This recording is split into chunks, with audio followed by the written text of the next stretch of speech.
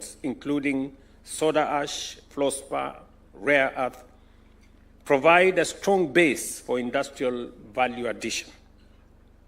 Another of our compelling comparative advantage is our energy. Today, 93% of our energy is generated from renewable sources: geothermal, wind, hydro, and solar. By 2020, we are determined to complete the transition to 100% green. This achievement places Kenya among only a handful of nations worldwide that can credibly offer investors a truly low-carbon industrial platform. Distinguished guests, we are under no illusion about the pain points that have historically hindered investment. Infrastructure gaps, whether in roads, market access, water, and energy, have often made it difficult for investors to focus on their core business. Our special economic zones are designed to resolve these challenges decisively. By delivering world-class infrastructure within these zones, we ensure that investors can operate in an environment that rivals any in the world. We are also confronting head-on the challenges of bureaucracy and regulatory bottlenecks. Within the special economic zones, investors will benefit from streamlined processes with ease of access to requisite licenses and approvals, eliminating the red tape that has too often been a deterrent. Similarly, we recognize that the cost and reliability of power have been a major concern. Through the provision of captive power solutions, direct from generators to farms within special economic zones, we expect to reduce energy costs by a minimum of 30%, ensuring that our industries are competitive on a global scale. Equally important is our ongoing program of developing county aggregation and industrial parks in every county in Kenya. These parks will serve as aggregation centers for raw materials, supplying farms in the special economic zones with reliable inputs for value addition, while providing steady incomes to local communities. Taken collectively, ladies and gentlemen, these initiatives form a coherent strategy to transform Kenya into the continental hub of sustainable, competitive, and future-ready investment. At the same time, today's event also speaks to Africa's broader destiny.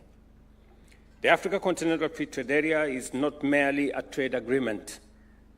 It is a continental vision of a single market of 1.4 billion people, as mentioned earlier. However, for Africa to truly benefit, we must move beyond exporting raw materials and instead add value here at home. By processing our tea, coffee, cocoa, horticulture, and livestock locally, and refining our cobalt, platinum, and manganese for green technologies, we can capture greater value, create millions of jobs, and secure Africa's rightful place in the global supply chains. Kenya is not merely talking about value addition. We are living it. We have completed a comprehensive leather sector investment package that demonstrates how the value of industry can grow tenfold from about $80 million to nearly $850 million within 5 years. And I talked about this leather piece earlier. 3 more investor packages for textiles and apparels, e-mobility, and business process outsourcing have also been completed and will be available to investors. Together, they form a blueprint for building end-to-end value chain ecosystems that create jobs, raise incomes, strengthen food chains, and position our counties as net exporters. Ladies and gentlemen, allow me to commend Arise IIP and their partners for their vision, commitment, and confidence in Kenya. I wish we had as more confidence in our country as they do. Their partnership with Centum here in Vipingo Special Economic Zone as well as their investment in Dongo Kundu and Naivasha, alongside the 700 million investment by Vision Invest, demonstrates that Kenya is a premier destination for serious transformative investment. Distinguished guests, it's only through ambitious and audacious projects like the Vipingo Special Economic Zone that we can transform Kenya, and indeed Africa, into advanced industrial economies within our lifetime. Nations such as Singapore, South Korea, and Malaysia have achieved this leap in just 1 or 2 generations at most, driven by bold vision and steadfast leadership. For too long, our own journey of transformation has been delayed by hesitation and shortfalls in leadership. Today, we must rise to the occasion. We must summon the courage to change our country and our continent. We can no longer have excuses. I am persuaded more than ever that with resolve, unity, and bold leadership, Kenya is firmly on the path to true transformation. The launch of the Vipingo Special Economic Zone is therefore not the end of the journey.